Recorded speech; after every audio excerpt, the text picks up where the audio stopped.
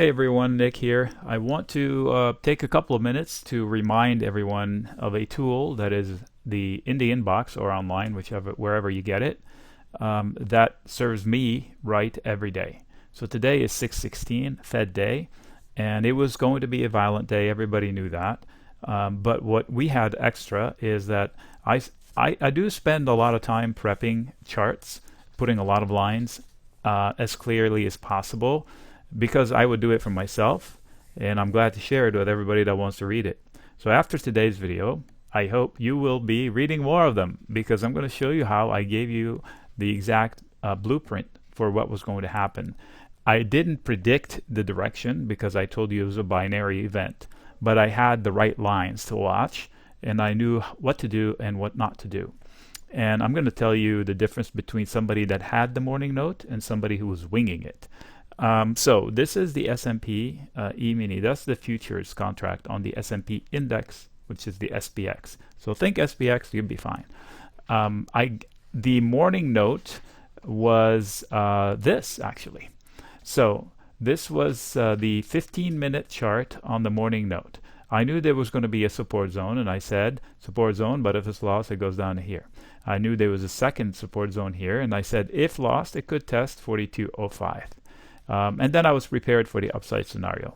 I didn't know which way it was going to go, but I knew what would happen. So if this came to here, I wouldn't start buying stuff. I would wait for them to take it out and chase it.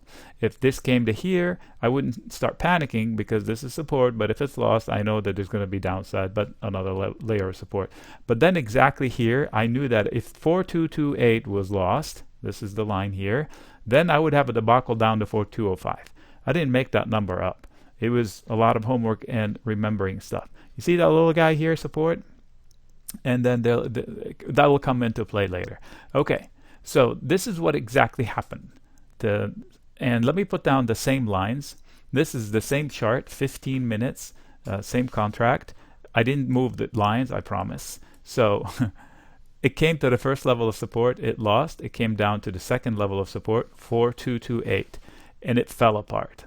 So now somebody that sees these big red candles that does not have our notes, all they see, they're not watching levels, like I gave us levels, they're watching ticks.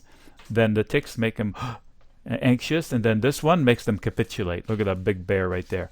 Oh, I'm out, puts, let's buy some puts, let's get out of longs. And that's exactly the wrong place to do it because we knew that that would be close to the target of 4205, right?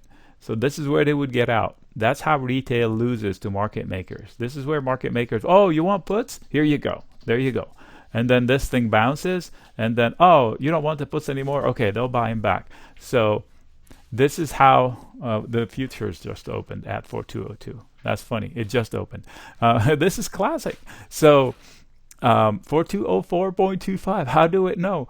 But here's the important part.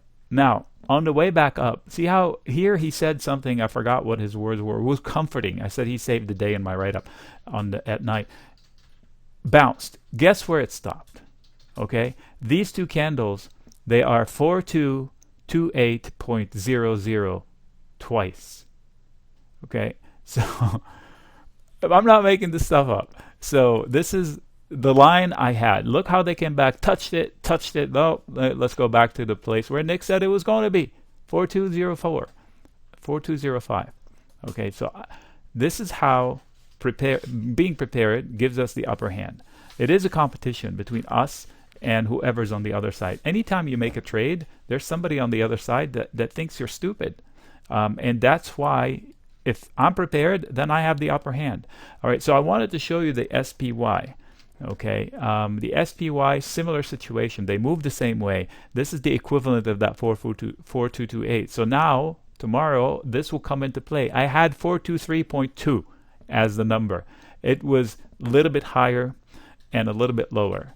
So, and then I had 420.33. Guess what the low was? 420.00. I mentioned this because that's going to play into my chart tomorrow. So tomorrow you will see 420 as an action line, and probably 420 right here. And in fact, if you look left, 420 would almost close this whole gap of June 3rd. And I knew this was going to be important, but the 420 is perfect, almost closes its gap. So now it relieves the pressure of coming down here to close the gap. My opinion, not fact. So, but if they lose it, there is support and secondary support.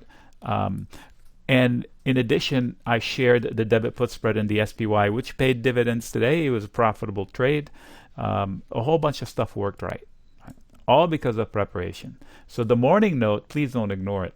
Oh, you can ignore it. I'm just telling you, I wouldn't ignore it. So tomorrow, I will update these charts and lines based on what happened today, and I bet you anything, they will play a role in what happens tomorrow during the day, and it will help me make better decisions than the other guy or girl. That's it. Nick signing out.